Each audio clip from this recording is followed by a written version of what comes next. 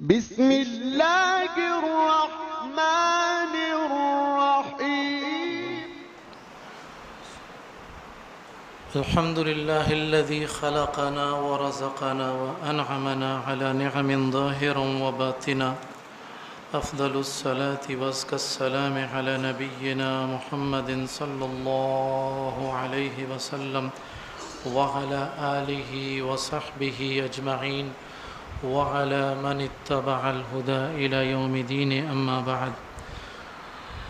بعد أعوذ بالله من الشيطان الرجيم. بسم الله الرحمن الرحيم. قال تعالى في كتابه الكريم: وأقيموا الصلاة وآتوا الزكاة واركعوا مع الراكعين. وروى الإمام البخاري رحمه الله في صحيحه قال رسول الله صلى الله عليه وسلم: صلوا كما رأيتموني أصلي. تمام تر کبریائی، بڑائی، اچھے کلمات خالق کائنات کے لیے، رازق کائنات کے لیے، جس کے بغیر نہ تو آج تک کسی کی بن سکی اور نہ ہی قیامت تک بن سکے گی. بے شمار سلام رسول اللہ صلی اللہ علیہ وسلم کے وجود مزکا پر، جنہیں تمام جہانوں کے رب نے تمام جہانوں کے لیے رحمت بنایا، اور وہ تمام خوبصورت وجود جنہیں اللہ تعالیٰ نے حبیب کائنات، محبوب کائنات صلی اللہ علیہ وسلم کی صحبت کے لیے منتخب کیا. رضی اللہ عنہم ورضوا عنہ. اور وہ تمام اولیاء کرام رحمہم اللہ جمیعاً، جن کی زندگی قرآن مجید اور حدیث رسول صلی اللہ علیہ وسلم کا علم حاصل کرنے میں، اس پر عمل کرنے میں اور اسے آگے پہنچانے میں گزری. اس دعا کے ساتھ میں اپنی مختصر سی گزارشات کا آغاز کروں گا. اللہ تعالیٰ مجھے بھی اور آپ سب کو اپنے انہی محبوب اولیاء کرام کی صف میں شامل کرے. میرے قابل احترام سامعین اور سامعات، اللہ تعالیٰ آپ سب کو اپنی عافیت عطا کرے. قرآن مجید میں اللہ رب العزت کا ارشاد ہے: اقم الصلاۃ، نماز قائم کرو. ان الصلاۃ تنہی عن الفحشاء والمنکر، بے شک نماز فحاشی سے اور برائی سے روکتی ہے.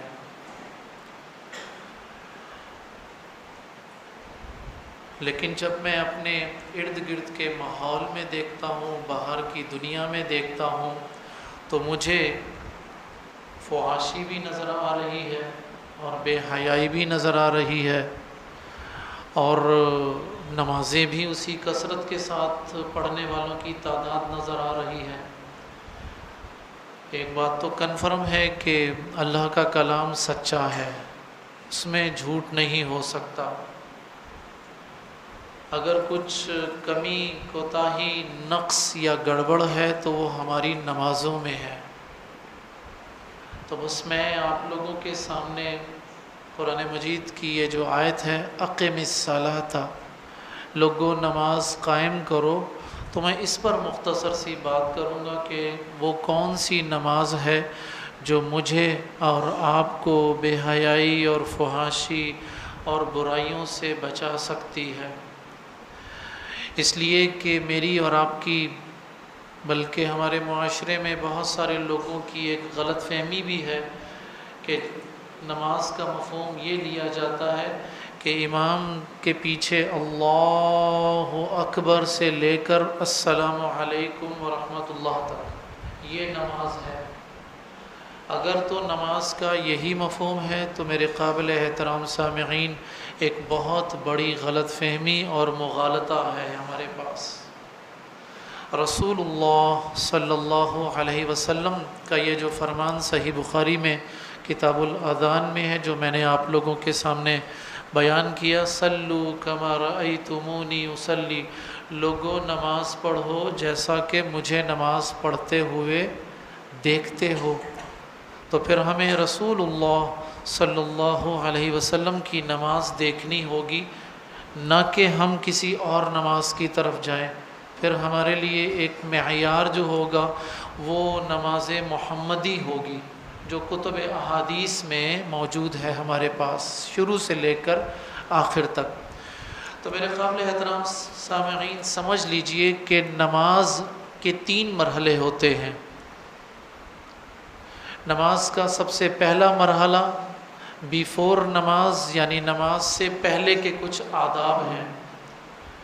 دوسرا مرحلہ ڈیورنگ نماز، نماز کے دوران کے کچھ احکام اور آداب ہیں. تیسرا مرحلہ پوسٹ نماز یعنی نماز کے بعد کے کچھ احکام اور آداب.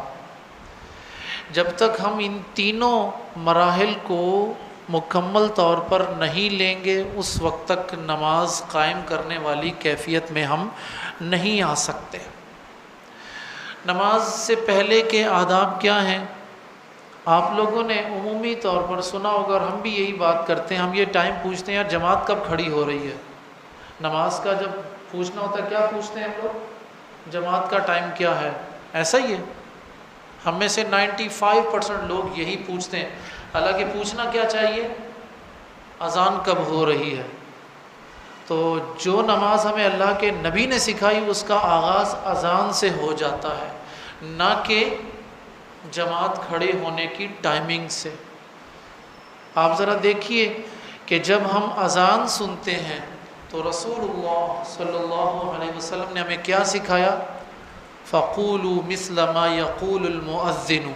صحیح بخاری میں آتا ہے کتاب الاذان میں کہ لوگوں جس طرح مؤذن کہتا ہے وہی کلمات تم بھی دہراؤ. مؤذن کہتا ہے اللہ اکبر، تم بھی کہو اللہ اکبر. یہاں سے ہماری نماز کا آغاز ہو جاتا ہے. طبعاً جب ہم مؤذن کی اذان سن رہے ہوں گے ہم اپنے کاروبار میں، اپنے گھروں میں، کسی اور جگہ ہوں گے، مسجد میں نہیں ہوں گے.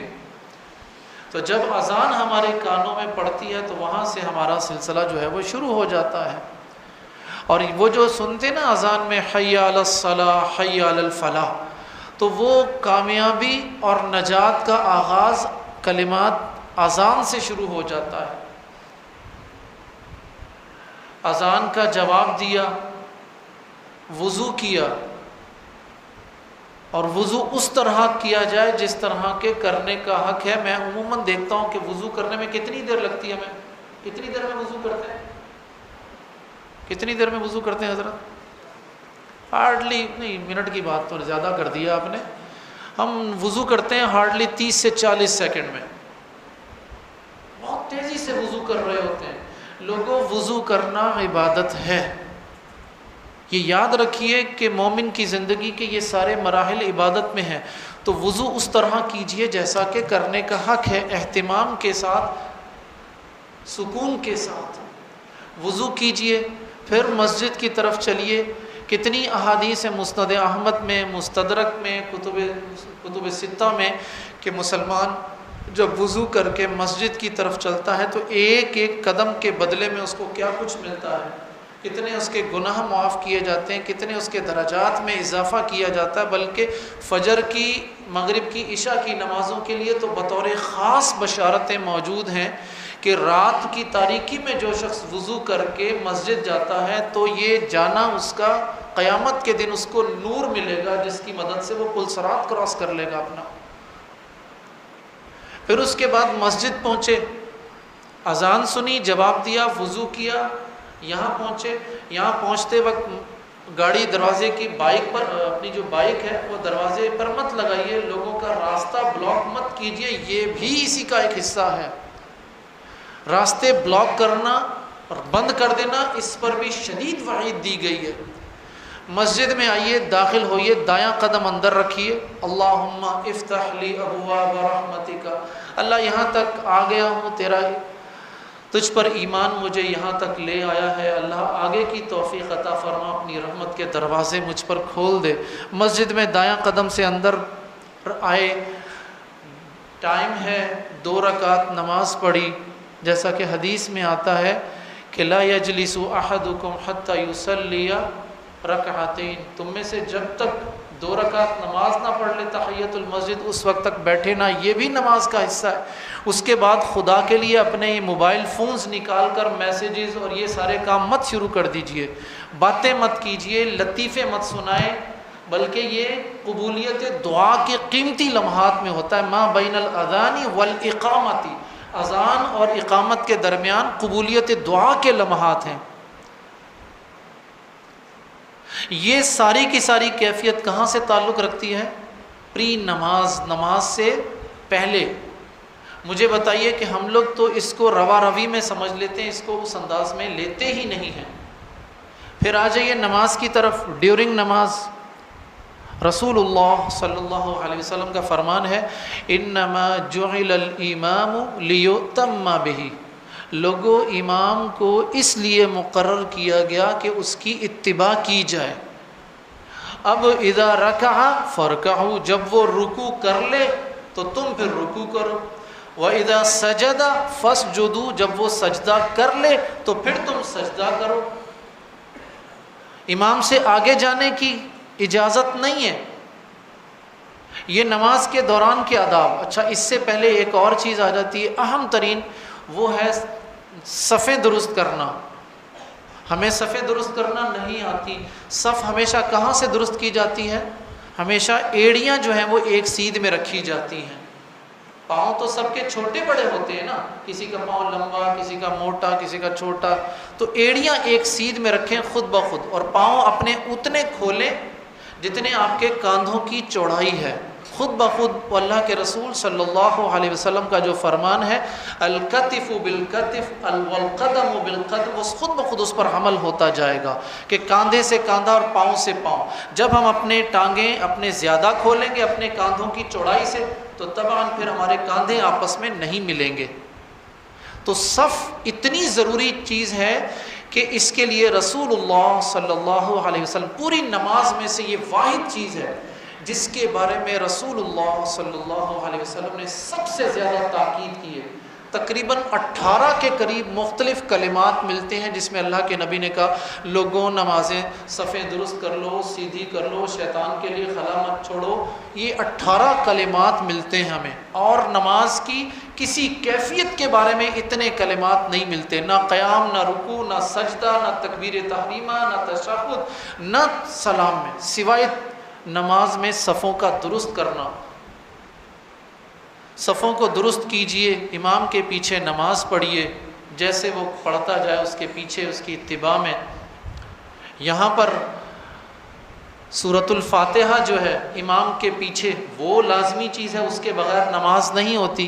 من لم یقرأ بفاتحۃ الکتاب فہی خداج، اس پر عمل کیجئے۔ جب امام نے سلام پھیر دیا تو سلام پھیرنے کے بعد یہ دوسرا مرحلہ ہمارا نماز کا پورا ہو گیا۔ اب تیسرا مرحلہ، اب ہم میں سے تیسرے مرحلے میں بہت لوگ کوتاہیاں کرتے ہیں۔ ادھر امام صاحب سلام پھیرتے ہیں، ادھر کیا کرتے ہیں جی؟ ہم حضرت صاحب کیا کرتے ہیں جی؟ اٹھ کے چلے جاتے ہیں۔ واللہ العظیم میں پوری ذمہ داری کے ساتھ، پوری یقین اور ایمان کے ساتھ آپ لوگوں کو ایک بات بتانا چاہتا ہوں۔ نماز کے بعد کے جو مسنون اذکار ہیں اور نماز کے بعد جو سنتیں اور نوافل ہیں، ان کی اتنی قیمت ہے کہ آپ لوگ جان نہیں سکتے۔ ہم سے لوگ آتے ہیں ہمارے پاس، شیخ صاحب وہ جنات آ گئے جی، گھر میں جنات ہیں جی، جادو ٹونے ہو رہے ہیں جی، تعویذ گنڈے ہو رہے ہیں۔ تو اللہ کے بندو، جب نمازوں کی حفاظت نہیں کرو گے، سلام پھیرتے ساتھ ہی مسجد سے باہر نکل جاؤ گے تو کیسے بچو گے جنات سے؟ کیسے جادو ٹونے سے بچو گے؟ جادو ٹونے سے بچاؤ کے لیے جو طریقہ رسول اللہ صلی اللہ علیہ وسلم نے ہمیں دیا، جو ایک سیفٹی وال دی ہے ہمیں، ہم وہ سیفٹی وال خود توڑ دیتے ہیں۔ کتنی دیر لگتی ہے؟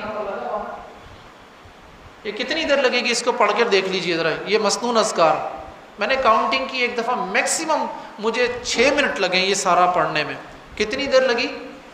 آپ بتائیے کہ وضو کر کے آپ مسجد آئیں، مسجد میں 10-12 منٹ کی نماز پڑھی، 6 منٹ اور لگانے میں کیا ایشو ہے آپ کو؟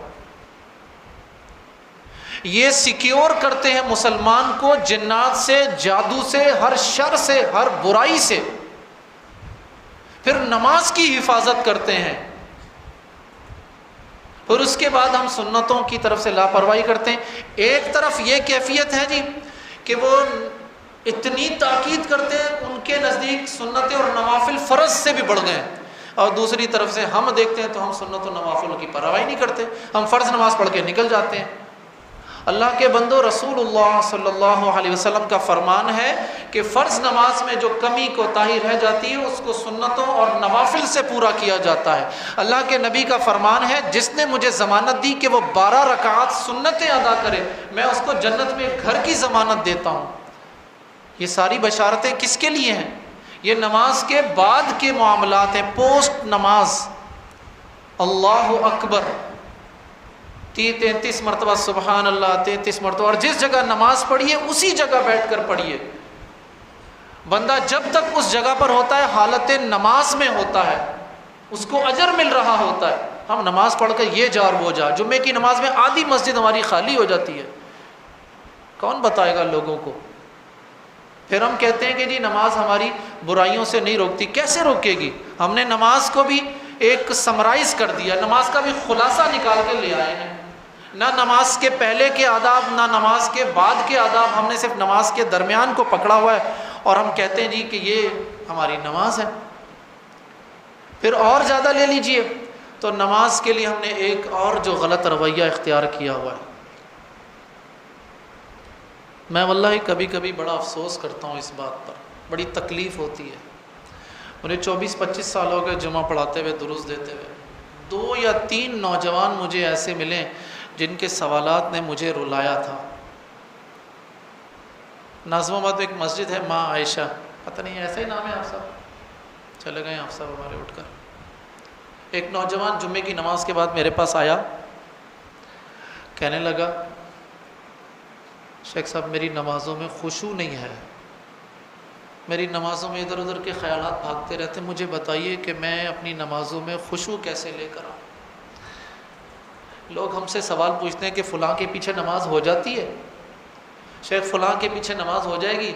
شیخ رفع الیدین کے بغیر نماز ہو جائے گی؟ شیخ سورہ فاتحہ نہ پڑھیں تو نماز ہو جائے گی؟ ہم سے زیادہ تر لوگ فقہی مسائل پوچھتے ہیں نماز کے، جو نماز کے اخلاقی آداب ہیں، نماز کے جو سماجی معاملات ہیں وہ تو بات ہی نہیں کرتا۔ نماز میں خشوع خضوع کی تو بات ہی نہیں کرتا ہم سے، یہ بات تو ہم سے پوچھی نہیں جاتی۔ ہم سے یہ پوچھا جاتا ہے کہ نماز میں ہاتھ کہاں باندھنے حالت قیام میں، یہ پوچھا جاتا ہے کہ رکوع میں ہاتھ کہاں رکھنے ہیں، یہ پوچھا جاتا ہے کہ سجدہ کیسے کیا جائے گا۔ لوگوں یہ سوال پوچھو، اس لیے کہ صلو کما رأیتمونی اصلی میں یہ بات بنیاد بنتی ہے کہ ہم اس طرح نماز پڑھیں جیسا کہ رسول اللہ صلی اللہ علیہ وسلم نے نماز پڑھی۔ مجھے پتہ ہونا چاہیے کہ یہ میرے ہاتھ کی کیفیت کتنی ہے، ایک یہ کیفیت ہے، ایک یہ کیفیت ہے۔ مجھے معلوم ہونا چاہیے کہ رفع الیدین یہ نہیں ہے۔ ہم نماز میں کیسے رفع الیدین کرتے ہیں؟ میں زیادہ تر لوگوں کو کیسے دیکھتا ہوں، یہ رفع الیدین ہو گیا، کیسے عجیب و غریب بات ہے بھائی۔ رفع الیدین پورے اہتمام کے ساتھ کریں، سکون کے ساتھ، 1 سیکنڈ تو کم از کم لگائیں رفع الیدین کرنے میں۔ رفع الیدین بھی یہ ہو گیا، کیسے ڈنڈے مار کے ہم نماز پڑھتے ہیں، تو اسی کو تو نماز کا چور کہا گیا ہے۔ نماز اطمینان کے ساتھ، سکون کے ساتھ، تو خشوع اور خضوع کیسے ملتا ہے نماز کا؟ نماز رکوع کی تسبیحات ہم کب پڑھتے ہیں؟ دیکھیے اللہ کے نبی نے جو طریقہ بتایا وہ رکوع کی تسبیحات کب پڑھنی ہے کہ جب عملی طور پر میں رکوع میں چلا جاؤں مکمل طور پر۔ ایسا نہیں ہے، میں بہت سارے نوجوانوں کے ساتھ یا ساتھیوں کے ساتھ جب نماز پڑھنے کا اتفاق ہوتا ہے تو ہمیں آواز آ رہی ہوتی ہے کہ وہ رکوع میں جا رہے ہوتے ہیں اور سبحان ربی العظیم سبحان ربی العظیم وہ چل رہی ہوتی تسبیحات، سجدے میں پوری طرح گئے نہیں ہوتے، سبحان ربی الاعلیٰ سبحان ربی الاعلیٰ شروع ہوتا ہے۔ خدا کے بندو کیوں اپنی نمازوں کو ضائع کرتے ہو؟ سب سے پہلے جب تک آپ کسی حالت میں کنورٹ نہ ہو جائیں، جب آپ پوری طرح رکوع کر لیں، آپ کے دونوں ہاتھ آپ کے گھٹنوں پر آ جائیں، آپ پوری طرح جھک جائیں، پھر آپ پڑھیے سبحان ربی العظیم سبحان ربی العظیم سبوح قدوس رب الملائکہ والروح، جو تسبیحات پڑھنے ہمیں ثابت ہیں۔ اتنی تیزی کس بات کی ہے کہ رکوع ہوا نہیں، رکوع کی تسبیحات شروع کر دی۔ اچھا ابھی رکوع میں ہی ہے، سمع اللہ لمن حمدہ شروع ہو جاتا ہے ہمارا، ربنا ولک الحمد شروع ہو جاتا ہے، تو بتائیے خشوع اور خضوع کہاں سے آئے گا؟ پھر کیسے آئے گا خشوع اور خضوع؟ ہم تو جو نماز کے جو اراکین، جو ارکان ہیں، وہی سکون اور اطمینان سے نہیں ادا کر رہے، جبکہ رسول اللہ صلی اللہ علیہ وسلم کی ایک نہیں 3 حدیثیں اس حوالے سے موجود ہیں کہ جس میں یہ کہا گیا کہ لوگوں جب تک آپ کے کسی حالت میں آپ اعتدال میں نہ آ جائیں، ٹھہر نہ جائیں، اس وقت تک آپ وہ تسبیحات شروع نہ کریں۔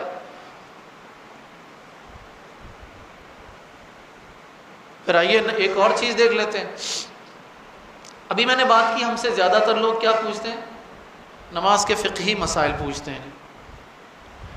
آج تک زندگی میں مجھ سے کبھی کسی نے نماز کے اخلاقی مسائل نہیں پوچھے،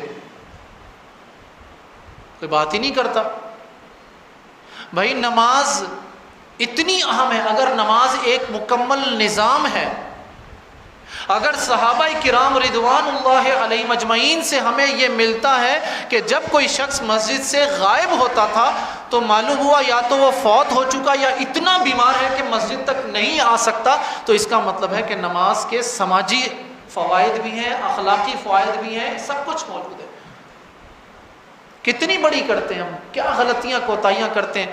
دیکھ لیجئے، میں ابھی آپ کو بتا دیتا ہوں ایک بات۔ ہم مسجد میں آئے، کیا کرتے ہیں؟ مسجد میں آنے کے بعد موبائل کے ساتھ کیا کرتے ہیں؟ کیا کرتے ہیں جی؟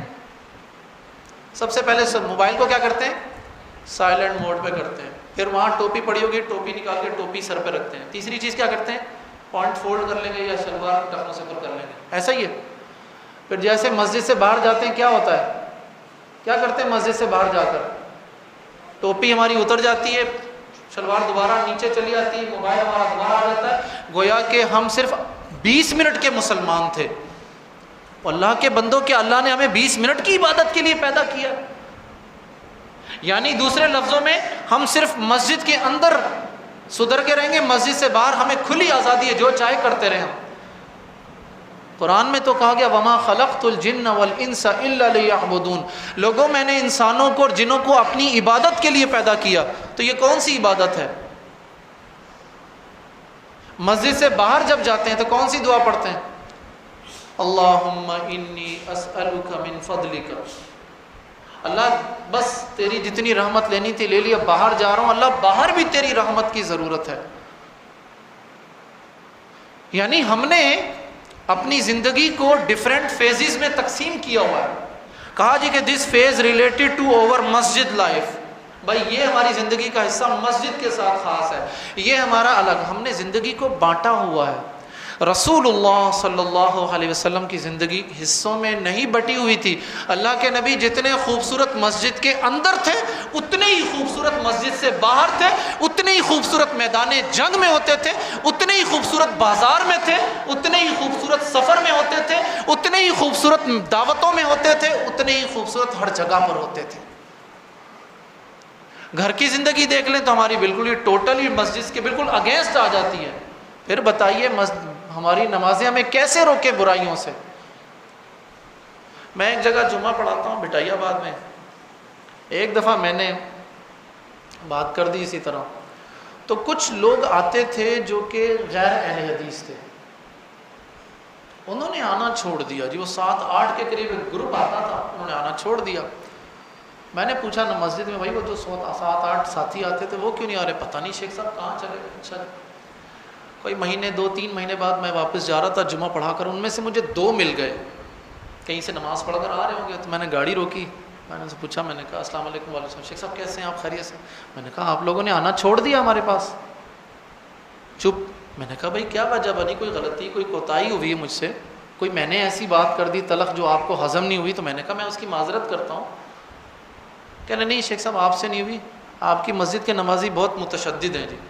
میں نے کہا متشدد ہیں، یہ کیا بات ہوئی بھائی؟ کہا شیخ صاحب ہم پاؤں نہیں ملانا چاہتے، وہ زبردستی پاؤں ملاتے ہیں ہمارے ساتھ، ہم قائل نہیں ہیں ہماری نماز پاؤں ملا کر نہیں ہوتی۔ میں نے کہا اچھا۔ میں نے کہا اگلے جمعے میں آئیں آپ لوگ، وہ اگلے جمعے میں آ گئے، میں نے روک دیا، میں نے کہا بھائی جو پاؤں نہیں ملانا چاہتا اس کے ساتھ پاؤں مت ملاؤ، کیوں اپنی اور اس کی نمازیں خراب کر رہے ہو؟ ایک بندہ پاؤں نہیں ملانا چاہ رہا، اب حالت نماز میں بتائیں خضوع ٹوٹ رہا ہے نہیں ٹوٹ رہا؟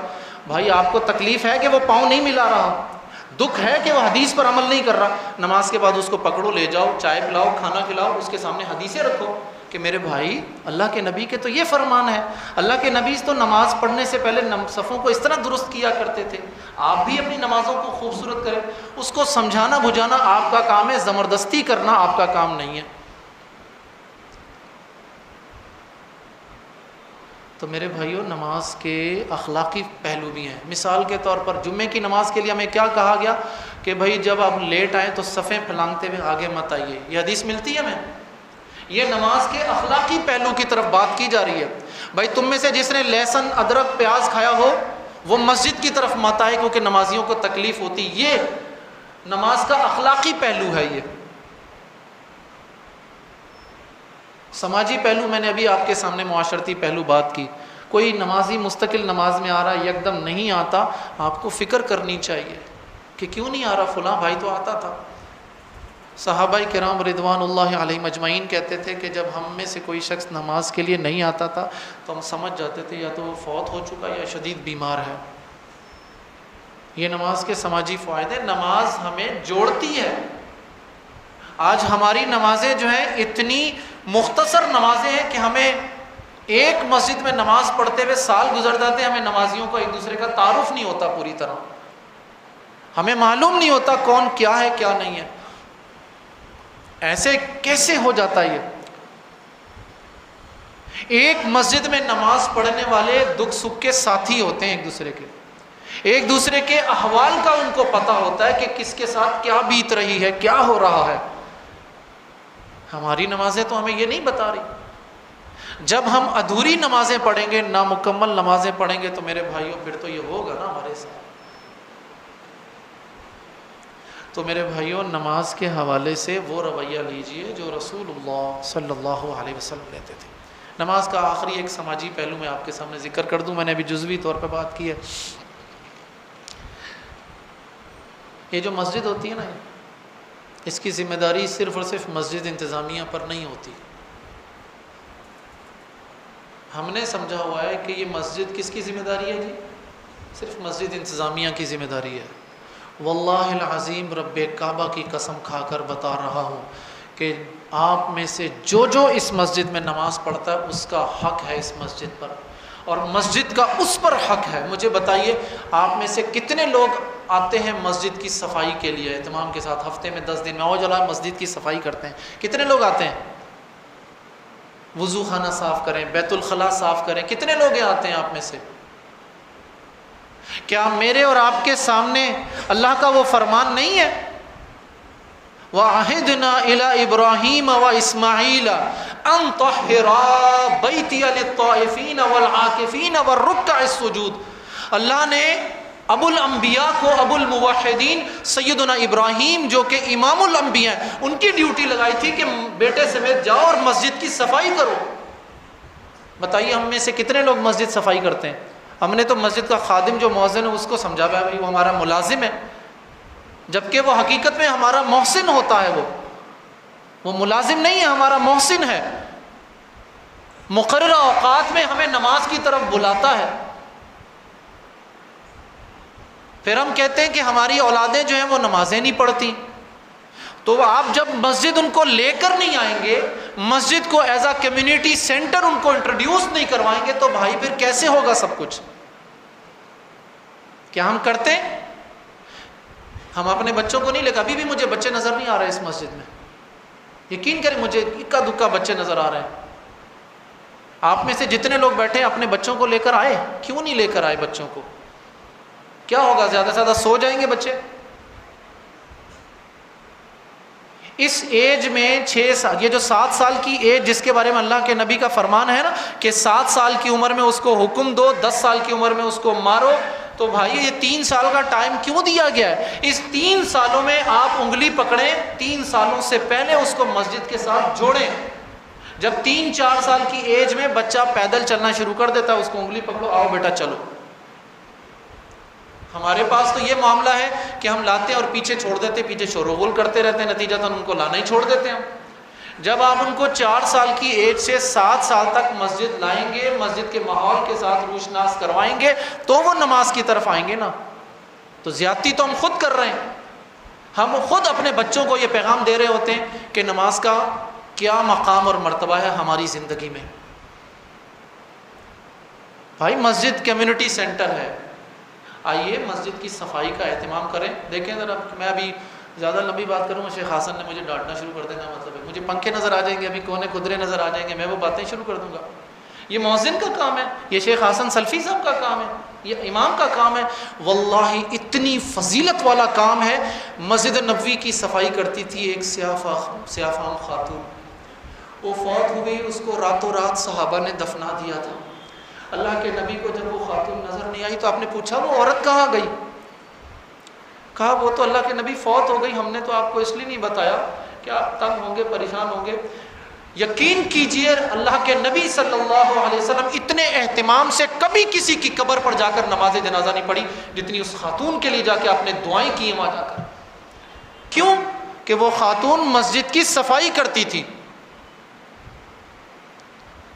مجھے نہیں پتا اس بارے میں کہ اللہ کے نبی نے اتنے اہتمام سے کسی کے لیے جا کر دعائیں کی ہوں جتنا اللہ کے نبی نے اس سیاہ فام خاتون کے لیے دعائیں کی تھی مغفرت کی. چھٹی ہوتی ہے نا سنڈے، آئیے مسجد میں شیخ حسن سلفی صاحب سے کہیے شیخ صاحب کھانے کا اہتمام کریں، بچوں کو لے کر آ رہے ہیں 10 12 15 بچے جو محلے کے ہیں ہمارے، مسجد کی صفائی کریں گے، آپ ان کے لیے کھانے کا اہتمام کریں. 10 منٹ کی نصیحت بھی آپ نے دینی ہے. یہ ساری چیزیں جب جوڑیں گے تو میرے بھائیوں پھر ہماری نمازیں ہمارے لیے ایک سیفٹی وال بن جائیں گی، ہمیں برائیوں سے بھی روکیں گی، فحاشی سے بھی روکیں گی. ادروائز پھر ہم اسی طرح جس طرح چل رہے ہیں اسی طرح چلتے رہیں گے. اللہ تعالیٰ سے دعا کرتا ہوں اللہ تعالیٰ مجھے اور آپ کو خیر و عافیت عطا کرے. اگر مجھے اجازت دیں تو ایک چھوٹی سی 2-3 منٹ کی نصیحت اور کر دوں میں. شیخ صاحب اجازت ہے؟ حسن صاحب یہ جو جی آخری اشرا اس کو فیسٹیول مت بنائیے، اس کو ایونٹ مت بنائیے بھائی. آخری اشرا عبادتوں کا ہے، دعاؤں کا ہے، ٹھیک ہے، انفرادی عبادتوں کا ہے. اس میں چائے کے دور چل رہے ہوتے ہیں، کھانوں کے دور چل رہے ہوتے ہیں، اس سے اجتناب کیجئے. بڑے قیمتی لمحات ہیں یہ، واللہ العظیم انسان کی زندگی میں دوبارہ اگر اس کو زندہ رہا تو 1 سال کے بعد ہی ملتے ہیں یہ لمحات، لیلۃ القدر والے. اور آج تو ویسے بھی طاق رات ہے، کوشش کیجئے ان طاق راتوں میں باتیں کم کیجئے، ذکر اذکار کیجئے، دعائیں کیجئے وطن عزیز کے لیے، پاکستان کے لیے، اپنے لیے، میرے لیے، سب کے لیے، اس ادارے کے لیے دعا کیجئے. یہ ادارہ جو آپ کے لیے علم کا ایک چراغ بنا ہوا ہے، علم کی روشنی پھیلا رہا ہے، اس کے لیے، اس کے اساتذہ کے لیے دعائیں کیجئے. اللہ تعالیٰ آپ لوگوں کا حامی و ناصر ہو. بارک اللہ لی ولکم ولسائر المسلمین فاستغفروہ انہ هو الغفور الرحیم.